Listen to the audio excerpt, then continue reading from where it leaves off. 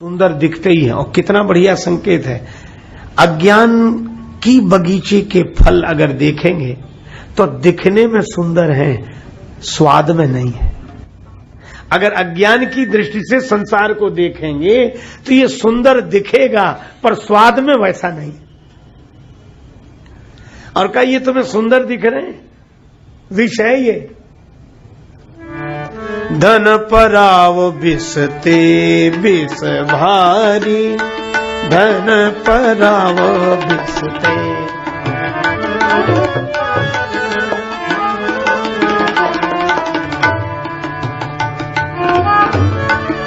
धन पराव बिसते, पराव बिसते। धन पराव, ये पराया धन है, ये विष से भी अधिक भयंकर विष है।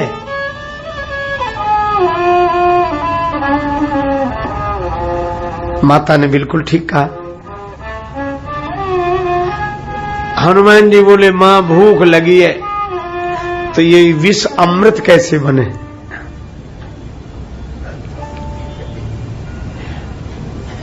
अच्छा, आपने यह भी कथा सुनी होगी कि पितामह भीष्म सरसैया पर पड़े उपदेश दे रहे थे तो द्रौपदी जी हंस पड़ी। कारण पूछा गया तो कहा कि पितामह आप इतना सुंदर सुंदर ज्ञान दे रहे हैं और इतनी बढ़िया बात कह रहे हैं, और जब चीर हरण हो रहा था सभा में मेरा, उस समय आपका ज्ञान कहां गया था? उस समय आप क्यों नहीं बोले? तो कहा कि मैंने दुर्योधन का अन्न खाया था और उस अन्न का ऐसा प्रभाव था कि मेरी बुद्धि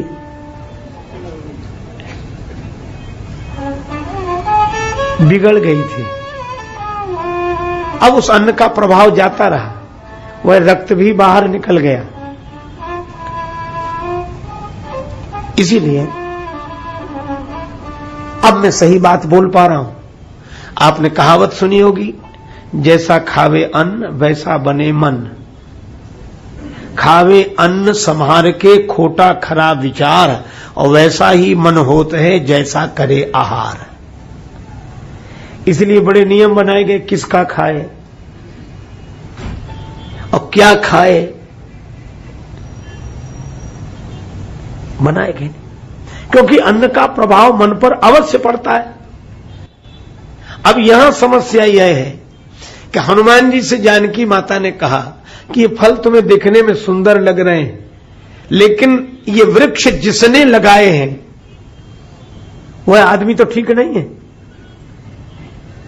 उसके द्वारा अर्जित धन लूट का है, लोगों को सताकर लिया गया है, और उसके बगीचे के फल खाओगे तो बुद्धि पवित्र रहेगी? रावण की बगिया के फल हैं, दिखने में सुंदर हैं, परिणाम भयंकर होगा। पर हनुमान जी ने जो बात कही वो बड़ी अच्छी है। हनुमान जी ने कहा कि माता एक बात है। क्या? कहा कि रावण की बगिया के फल हैं हो तो ये मेरा मन बिगाड़ेंगे, लेकिन एक बात पूछो क्या? बोले मैं मानता ही नहीं हूं कि रावण के हैं। तो रावण का हो तब तो मन बिगाड़े। जानकी माता बोली तो तुम रावण का नहीं मानते? बोले ना, रावण का बगीचा अगर मैं मानता तो रावण से पूछने जाता कि फल खा लूं कि नहीं। मैं तो आपसे पूछ रहा हूं।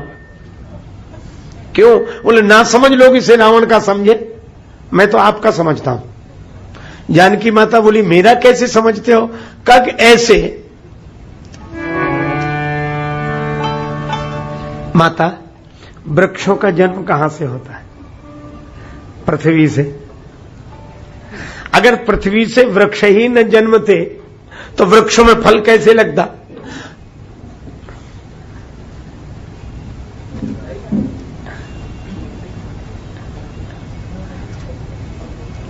पृथ्वी से वृक्षों का जन्म है। और जानकी मैया आपका भी जन्म पृथ्वी से है। तो पृथ्वी से आपका जन्म, पृथ्वी से वृक्षों का जन्म, तो वृक्षों का से आपका संबंध है कि रावण का? पृथ्वी से तो आपका संबंध है। और कितनी बढ़िया बात है।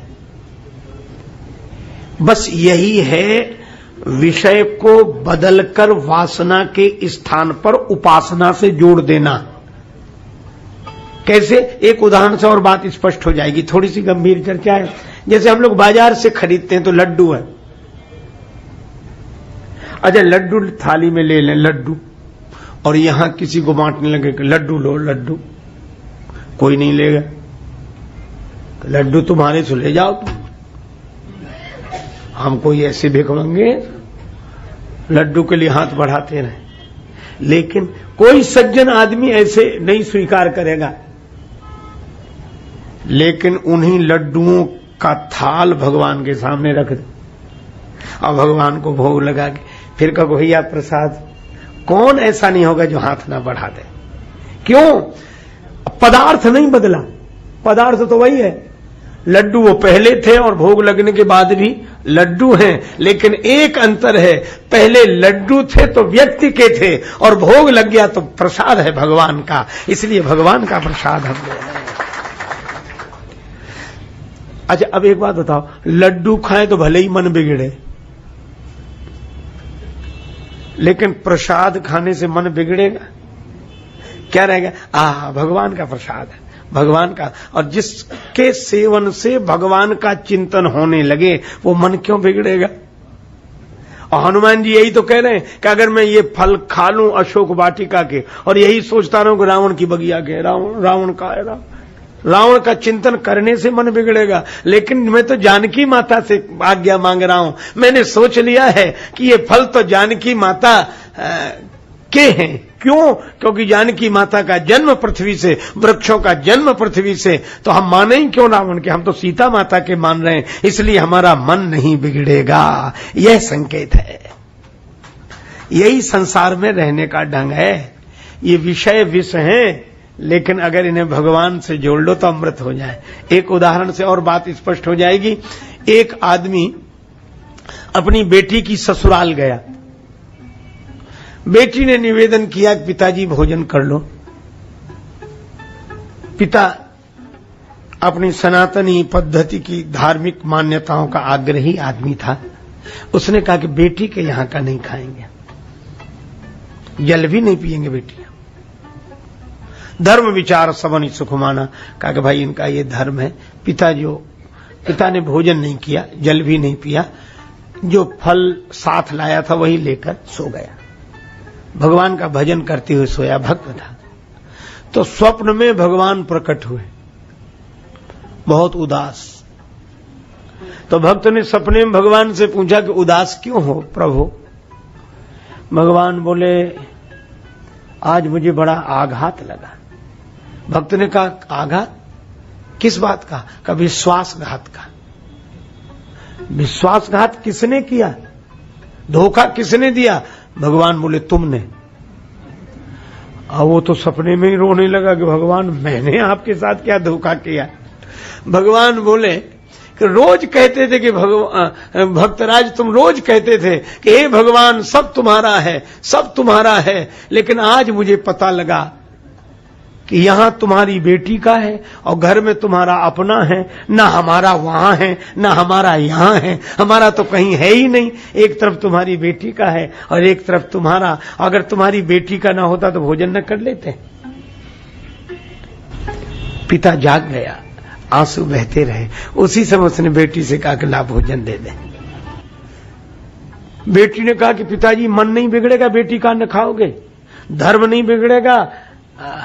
पिता ने कहा कि बेटी का खाऊंगा, बेटी का अन्न खाऊंगा तो मन बिगड़ेगा, तो धर्म जाएगा, लेकिन जब भगवान का है तो प्रसाद खाने से कोई बुद्धि नहीं बिगड़ती, ला मुझे दे दे। यह है भाव परिवर्तन। हनुमान जी बोले रावण का हो तो मन बिगड़े। अच्छा है ही नहीं रावण का, रावण ने अपना मान लिया है। फिर मैं तो आपका मान रहा हूं इसलिए आप आज्ञा दें। जानकी माता बोली तब एक काम करो। क्या? देखी बुद्धि बल निपुण कपि। हनुमान जी को देखा ये बुद्धि और बल में बड़े निपुण है। यही बुद्धि बल का प्रयोग है कि विषय को भगवान से जोड़कर वासना को उपासना बना लो। कहे जान की जाहू, और एक आज्ञा दे दी, रघुपति चरण हृदय धरी, तात मधुर फल खाओ। राम जी के चरणों को हृदय में रख लो तो ये विषैले फल मधुर हो जाएंगे, विष चला जाएगा। राम जी के चरणों को हृदय में रखने से विष चला जाएगा। हाँ, क्यों? श्री जानकी जी बोले, मैंने देखा प्रभु रास्ते में चलते थे वन मार्ग में, तो सर्प और बिच्छू भी जब राम जी के चरणों का दर्शन करते, जिन्हीं निरखी मग सांपिनी, बीछी मग सांपिनी, तजहीं विषम विष तामस तीछी, जिन्हीं निरखी मग सांपिनी, निरखी मग सांपिनी, निरखी मग सांपिनी।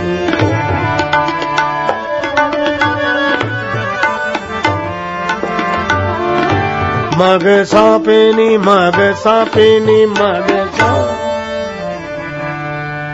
सर्प बिच्छू विष छोड़ देते हैं राम जी के चरणों का दर्शन करके। बस यही है, भगवान के चरणों को हृदय में रख लो, फिर मधुर फल खाओ। अच्छा, आगे भी बड़ा सुंदर संकेत है। हनुमान जी ने पूरी लंका जला दी, पूंछ नहीं जली हनुमान जी, पूंछ का एक बाल भी नहीं जला। लंका वाले हनुमान जी को जलाना चाहते थे, पर हनुमान जी का कुछ नहीं बिगड़ा। जब जानकी माता ने पूछा कि बेटा हनुमान, लंका जलाए और तुम्हारी पूंछ का बाल भी नहीं जला, क्यों? आग के बीच में तुम बच कैसे गए? हनुमान जी बोले, माता एक बात मैं आपसे पूछूं, फिर मैं बताऊंगा। क्या आप मुझसे पूछती हैं कि मैं आग के बीच में रहा फिर भी जला नहीं? माता आप कहां रही इतने दिन तक? प्रभु ने आपसे भी कहा, तुम पावक महाकर निवास, तुम पावक महाकर, जब लगी करो